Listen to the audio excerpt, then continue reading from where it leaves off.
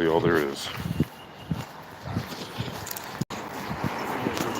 And if you find yourself in a situation where you are wondering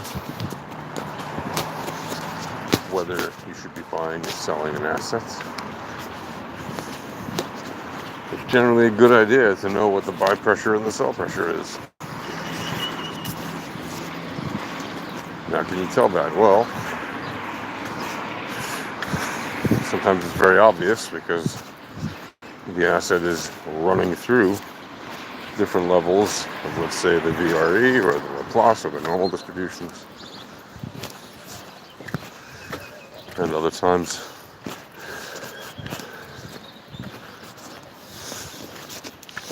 it can appear a lot less obvious when it's walking a bit sideways on any given level or levels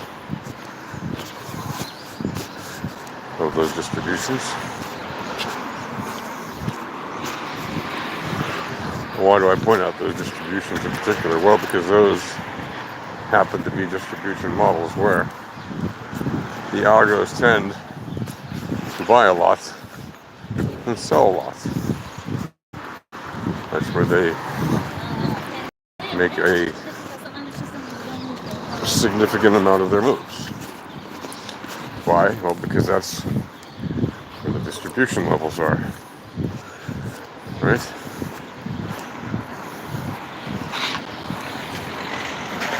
That's what distribution models are.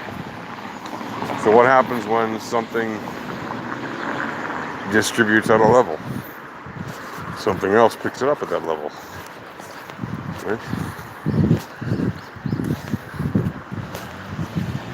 The opposite of distributing is collecting or acquiring, okay? Acquisition levels. It's the same thing, okay? In one place, somebody distributes, another place, somebody collects. Meaning, in one place, somebody sells, another place, somebody buys.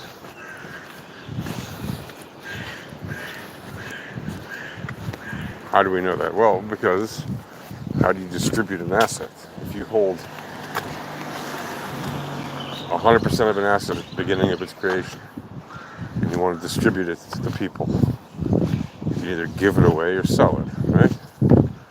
Or rent it or lease it or whatever. In other words, you're selling it in some form. Even if you give it away for free, you're selling it for $0, right? You're charitably giving it away. You're still giving it away. The price is zero. But that's the price. When somebody collects it from you, they're acquiring it. They're buying it. They're taking possession of it for zero. And then when they turn around and sell it for 0.1, right? Or 1 or whatever, they're selling it. Even if they're leasing it or renting it out, right? They're selling it.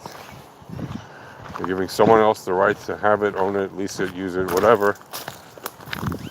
They're selling that right. So distribution is sales. Acquisition is buys. It's very obvious. These are parts of the definitions of the words in terms of trading. Of course, there are other ways you can distribute things. Right? You hold a jar of water and you throw it on the floor. You distributed the water onto the floor. You didn't sell the water onto the floor, but you've distributed water onto the floor. And that's what it means to distribute water onto the floor in that sense. So it has nothing to do with the traditional sales model.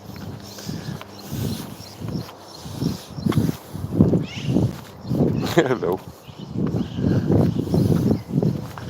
I love when random dogs approach me.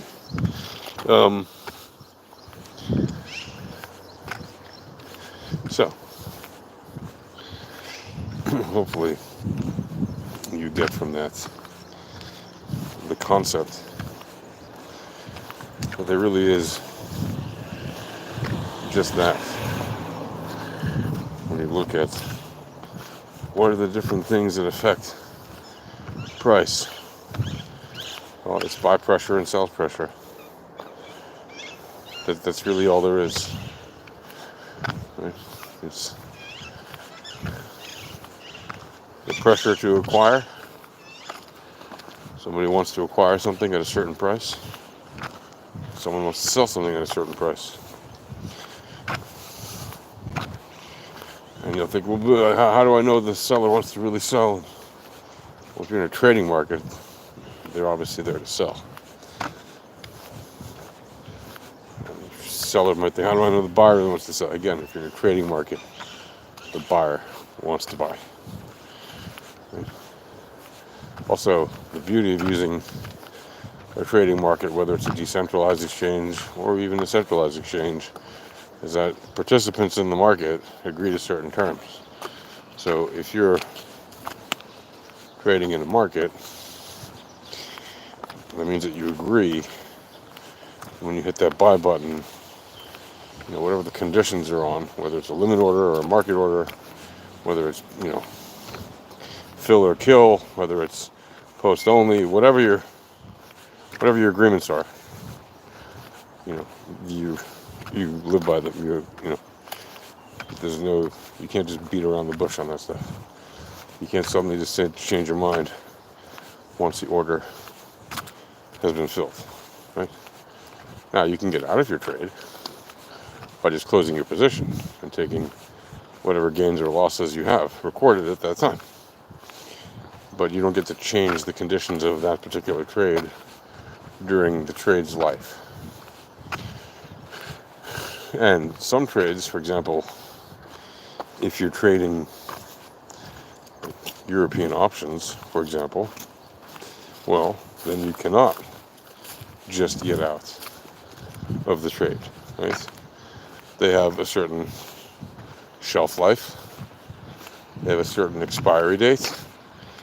And unlike US options, right, you have to be in them until the end of time. No, until the end of their options life, right? The expiry dates. In other words, when you buy or sell, European options, if you're buying 45-day options, you're in that option for 45 days. There's nothing you can really do about it.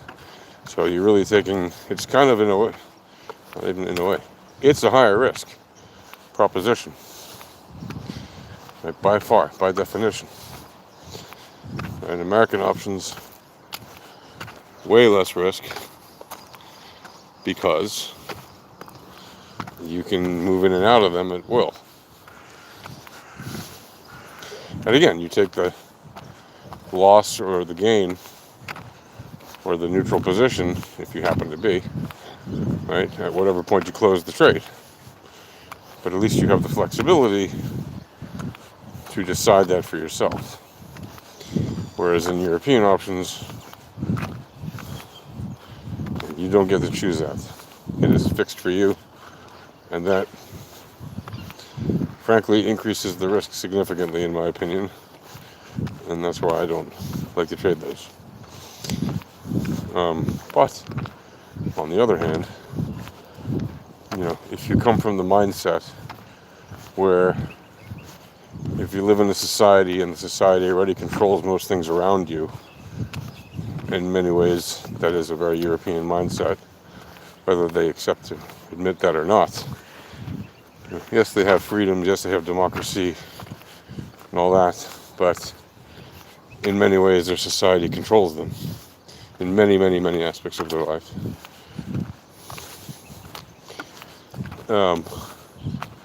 If you come from that mindset, then you view that limitation or restriction as A, par for the course, and B, a factor that reduces your risk because it's one less thing you have to think about. But it isn't one less thing you have to think about. It's still a thing you still have to think about. You have to take that calculation at the start of the trade, be willing to commit to it, not change your mind, and whatever happens, happens. So you're leaving a lot more to not just fate, but you're leaving randomness and other information about like the VEPs up in the air or out of your hands. And why would you want to do that if you are a trader who likes to use leading information? Nevertheless, look, European markets are not insignificant, right? So there is obviously something to be said for that way of trading, because obviously people, do that, not in tiny numbers. Now you can say, well, it's not as big as the American market or whatever. Okay, fine, yeah. Still big. And overall, the European market is, in fact, as big as the U.S. market in terms of number of citizens, etc., and the overall rough size of the economy. And it's only growing. So, so yes, in fact, while European options markets are smaller than like the big American markets, that's mostly because, first of all, many of the European markets, they're still separate markets. They're not all, there isn't like one major European market hub like there is in New York for all the United States. I mean, I get it. There's other markets in the U.S. There's Chicago, there's San Francisco, or whatever, right? But,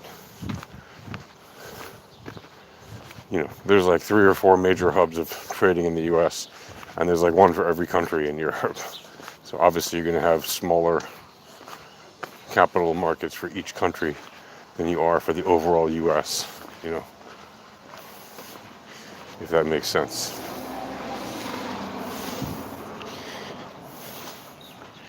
And if it doesn't make sense, well, try to get a grip on it, because it's not that complicated. Now,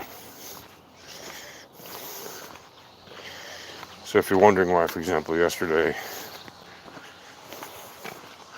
the Bitcoin price was bouncing around between like the weekly level and the monthly level. The weekly level a little bit higher, the monthly level a bit lower.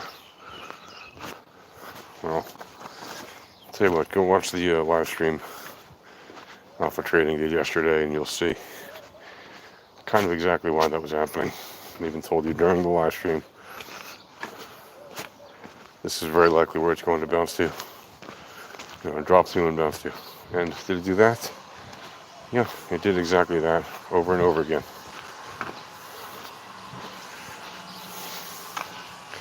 It's not rocket science. It's trading. Anyone can learn it. The question is, do you make the time to learn it and actually do it? Because knowing how to do it and doing it are separate things. Right, that's it. Happy trading.